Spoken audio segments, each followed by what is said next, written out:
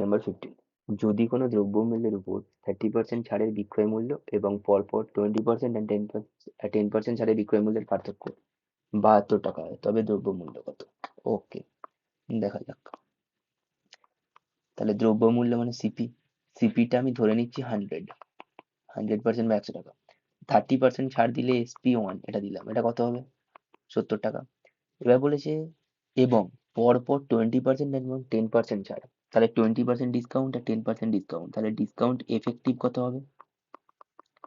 20 + 10, 30 minus 20 × 10/100, তার মানে কত হচ্ছে?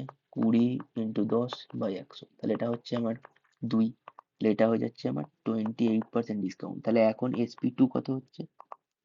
100 - 28 কত হয়? 72। তাহলে SP1 যেটা আমার ছিল এটা ছিল 70 আর SP2 হচ্ছে 72, দুটোর মধ্যে ডিফারেন্স কত? 2 ইউনিট। তাহলে এটা মানেই হচ্ছে কোয়েশ্চেনে বলা আছে 72। তাহলে আমার সিপি কত নিয়েছিলাম? 100 ইউনিট। তাহলে 100 মানে কত হবে?